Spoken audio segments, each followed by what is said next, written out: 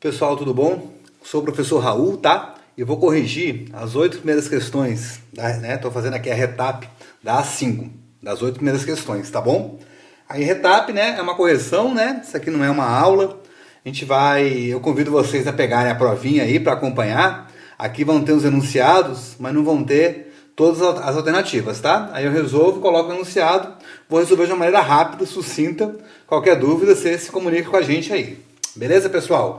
A primeira questão te apresenta um texto, né? E nesse texto ele fala dos fractais, dá um apanhado histórico, fala do Mandelbrot, né? E aí começa a falar de um fractal específico, que é a curva de Koch.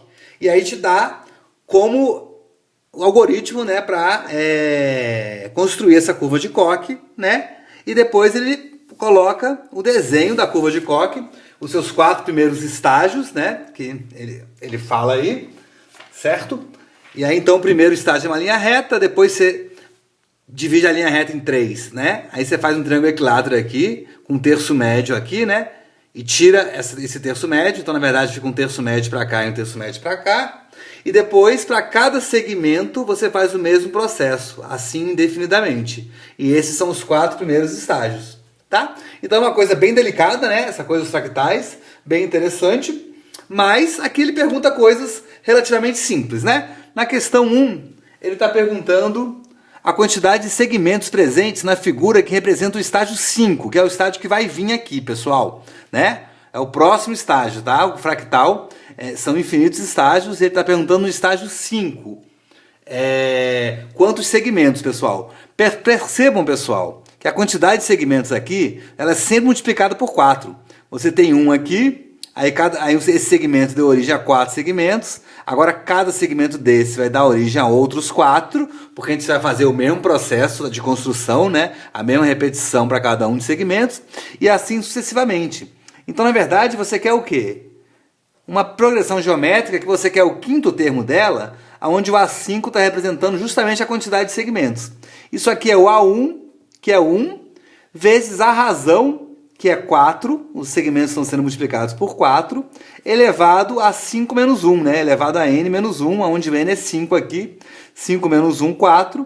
Isso é a mesma coisa que 2 elevado a 8, que é igual a 256 segmentos, tá? E a alternativa aí, então, é a letra E. Desse número 1 aí. Tudo bem, pessoal?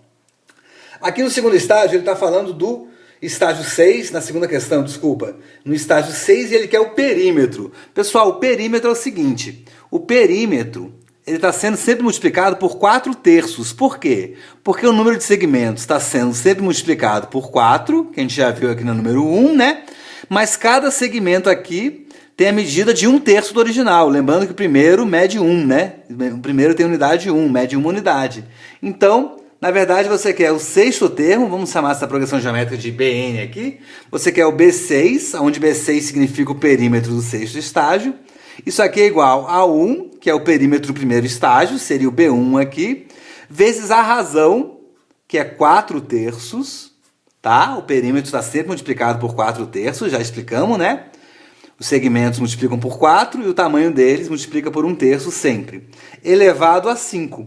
Isso é a mesma coisa que 2 elevado a 10, já que 4 é 2 ao quadrado, sobre 3 elevado a 5, que é igual a 1024 sobre 243, tá? Unidades. Esse perímetro aí. Então, essa segunda questão, alternativa A para ela. Beleza, pessoal? Passar para a terceira, para as demais aqui, ó. Então, a terceira questão aqui está falando, ó. Um pai percebeu que as idades de suas 3 filhas formavam uma progressão geométrica, né? Um pai meio maluco aí. E o produto dessas idades era igual a 13.824. Aí você arma assim, pessoal. Você pode armar assim, ó. Chama e ele quer a idade da filha do meio. A idade da filha do meio você chama de Y. Aqui você coloca Y sobre Q. E aqui Y vezes Q, onde Q é essa razão aí da progressão geométrica, tá? Ao multiplicar ela, escrita dessa maneira aqui, é uma maneira muito adequada de escrever 3 termos em PG, né? A gente comentou isso na aula. Você sabe que o produto das idades, ele está falando que é 13.824. Aí, escrevendo desse jeito, a razão vai embora. Aqui você tem y ao cubo. Então, y seria a raiz cúbica de 13.824, que você sabe que é um número inteiro. Então, y só pode ser 24, tá bom, pessoal? Por que eu sei disso? Porque 20 ao cubo é 8.000, que é menor do que 13.824. 30 ao cubo é 27.000, que é maior. Então, ele estaria entre 20 e 30. E o único número inteiro ao cubo entre 20 e 30 que termina com 4 é o 24, tá? Porque 4 vezes 4, 16, vezes 4, 64.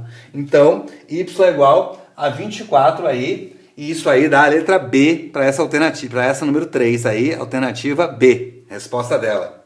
Beleza, pessoal? Maravilha. A quarta questão ali fala da linguagem binária, tá? Usada nos computadores, que é diferente da decimal. Aí ele te dá uns exemplos aí de lembra como é que é o decimal, que você escreve o número, né? Na base 10 aqui, e o binário tem base 2. Aí ele te dá um exemplo de como escrever um número decimal para binário e vice-versa. E aí depois ele te fala um número binário, na linguagem binária, formada por 11 vezes o número 1, tá? 11 vezes, e ele fala que número é esse na sua forma decimal. Aí o que você faz? Você usa a historinha na linguagem binária, né? 1 vezes 2 elevado a 10, ou então vendo da direita para a esquerda, né? A partir da unidade. 1 vezes 2 elevado a 0, mais 1 vezes 2 elevado a 1, o que seria a dezena, né? Mas dezena não é um nome adequado aqui, já que a linguagem é binária, né? Ao invés do 10 é o 2, né? Mais 1 vezes 2 ao quadrado, mais, 1 vezes 2 elevado a nona, 1 vezes 2 elevado a décima. Isso é uma progressão geométrica, tá? Isso aqui é uma progressão geométrica. Ao fazer essa conta aqui, você vai ter o número na linguagem decimal, tá? Então você vai somar 11 termos de uma PG, onde o primeiro termo dela, olha da direita para a esquerda, vale 1, então A1 aqui, vezes razão, ela está com razão 2, Q elevado a N, o N é 11, né? Aquela formulazinha da soma dos N primeiros termos da PG.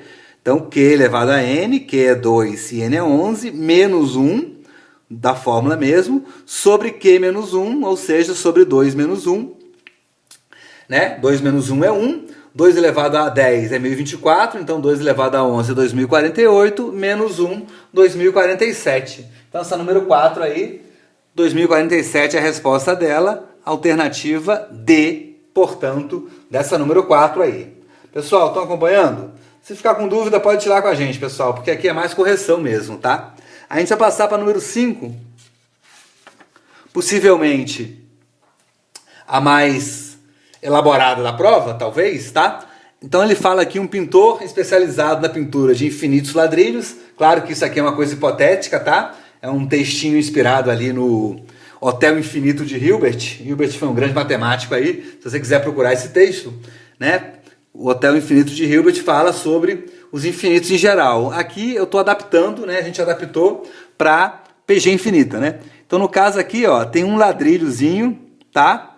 De lado 2 metros, beleza? Aí você pinta esse ladrilho todo. Aí depois você divide em 4, você vai pintar 2 deles. A minha figura tá meio ruim aqui, por isso que eu colori a mão, mas na prova tava legal, né? Na prova isso aqui tava achurado direitinho. Aí depois você divide aqui em 16 e pinta 3. Divide em 64 e pinta 4. E aí ele pergunta, sabendo que o nosso pintor ali, Treble, tá? Que é o contrário de Hilbert, tá? A gente fez essa brincadeira aqui, Treble, cobra R$18 por cada metro quadrado pintado. Após terminar de pintar os infinitos quadrados, quanto é que ele vai receber? Isso é um probleminha de PAG, tá? Por quê? A quantidade de ladrilhos está em PA, eu indiquei aqui na letra vermelha, tá? Primeiro 1, depois 2 partes desse, depois 3 partes desse. E a área de cada ladrilho está numa PG de razão 1/4, né? A área desse primeirão aqui é igual a 4, aqui é igual a 1, a área de cada um desses quadrados, depois a área de cada um desses é 1/4, 1/16 e assim por diante. Então a gente tem um probleminha de PAG. Como é que a gente resolve uma PAG? Usa a mesma ideia na demonstração das fórmulas do N primeiros termos de uma PG. Você multiplica esse Q, que representa a quantidade de metros quadrados pintados, né, nos infinitos quadrados, tudo bem? Isso aqui que o Qzão está representando. Multiplica ele pela razão da PG, não da PA, da PG, essa coisa em negrito aqui, ó, que a razão é 1/4. Como é que fica então? 4 vezes 1/4, 1. 2 vezes 1/4. 3 vezes 1/4 vezes 1/4 é 3 sobre 16 e assim por diante. E ao subtrair isso, você chega nessa seguinte PG aqui, ó. 4, 2 menos 1, 1. 3 menos 2, 1 vezes 1/4, 1/4. 4 menos 3, 1 vezes 1 sobre 16 avos. Isso aqui é uma progressão geométrica infinita, né? Onde o A1 vale 4 e a razão vale 1/4. Então, pela formulazinha da PG, ó, A1 sobre 1 menos Q, 4 sobre 1 menos 1/4. Né? E aqui Q menos 1/4 de Q, 3/4 de Q. Então, 3/4 de Q é igual a 16 terços, né? Porque isso aqui é 4 dividido por 3/4, multiplicando pelo inverso, 4 vezes 4 terços, 16 terços. Passa esse 4 multiplicando, 4 vezes 16, 64. Esse 3 dividindo, no denominador, 3 vezes 3, 9. Então, a quantidade que o teu pintor Treble pintou é 64 sobre 9 metros quadrados, tá, pessoal? Ou seja, uma quantidade finita. Apesar dos ladrilhos serem infinitos, ele pintou uma área finita, 64 sobre 9 metros quadrados. Ele quer o valor que ele cobrou. Mas, ora, se ele cobrou R$18 por metro quadrado, e eu calculei a quantidade de metros quadrados, a gente multiplica isso por 18. 18 corta com 9 dá 2, 2 vezes 4, R$128 aí é a resposta desse número 5, pessoal. Tá bom? Isso aí dá a alternativa B. Para essa questão número 5, tá? Talvez a mais elaboradinha da prova, né? Mas vocês aprenderam o PAG ali, tomara que uma parte de vocês tenha acertado. Se não acertou, estuda aí e aprende essa PAG, que é uma coisa bem interessante. Tudo bem, pessoal? As 5 últimas questões que eu vou corrigir, 6, 7 e 8, são realmente mais tranquilinhas, tá? São realmente mais tranquilinhas. Ó, a número 6. Um professor de matemática perguntou para os alunos numa sala de aula quantos números naturais de 4 algarismos podem ser escritos com esses 7 algarismos aqui, ó, de 0 até 6 aqui, né? São 7 algarismos. Ele não dá restrição nenhuma, pessoal, tá? Para esses algarismos. Claro que, né, a unidade de milhar, né, já que é um número com 4 algarismos, ela não pode ser 0, né? Essa restrição é a única que você tem que pensar. Então, para a primeira alternativa aqui, ó, para a unidade de milhar, você pode usar 6 números, tudo bem? Agora você pode repetir, porque ele não falou que os elementos são distintos. Então o que acontece? Para centena, você vai ter 7 possibilidades, porque aqui já pode entrar o número 0, e pode entrar todos os outros, porque pode repetir. O primeiro algarismo, por exemplo, pode ser 2, e o segundo 2 também, tá? Então é 6 vezes 7, vezes 7, vezes 7. Porque os algarismos podem ser repetidos, né? Ele não está dando restrição nenhuma. A única restrição implícita é que o número, óbvio, não pode começar com 0, né? Porque senão ele não seria um número com 4 algarismos, tá? Então a resposta disso é 6 vezes 7 ao cubo. E 6 vezes 7 ao cubo são número 6 aqui, portanto, alternativa D para ela. Beleza, pessoal? Simples, né? Assim como simples é número 7, ele quer todos os anagramas da palavra Brasil. Então, problema de permutação que começam com a letra B e termina com a letra L. Brasil tem 6 letras distintas, né? Sem repetição. B e L estão fixas, presas, né? B na primeira e L na última posição. Então sobram 4 letras distintas para você fazer o quê? Permutar. Então, de quantas maneiras? Quantos anagramas? Permutação de 4 elementos, que é 4 fatorial, que é igual a 24. Ok? Então, número 7 aí, 24 a resposta, alternativa E. Bem simplesinho também, né? Assim como é simplesinho, pessoal, só tem que manipular aqui, só tem que saber aqui a notação do arranjo da combinação, né? Que ele fala ainda por cima, né? Ó, né? Porque as alternativas estão dando em função desses camaradas aqui, né? Não são números porque vai ser muito grande. Aí ela fala, ó, lá, professores de inglês resolveu montar grupos, 5 alunos cada. Na sala tem 18 meninos e 14 meninas. De quantas maneiras a professora pode formar esses grupos? De modo que seja formado por 3 meninos e 2 meninas. Você pensa, de quantas maneiras eu posso ter 3 meninos à minha escolha? Sem distinção, tá? Então, você pegar o menino A, B, C, é a mesma coisa que pegar o B, A, C, tá? Então, isso aqui é um problema claramente de subconjunto. Então, o que conta isso é claramente combinação. Né? Tendo 18 meninos à sua disposição, quantos grupos você pode formar de 3 meninos? Isso aqui é uma combinação de 18, 3 a 3. certo? E para cada uma dessas maneiras de formar um grupo com 3 meninos, você tem o quê? Uma combinação também de quê? 14, 2 a 2, de quê? Ter 14 meninas, formar um grupo de 2.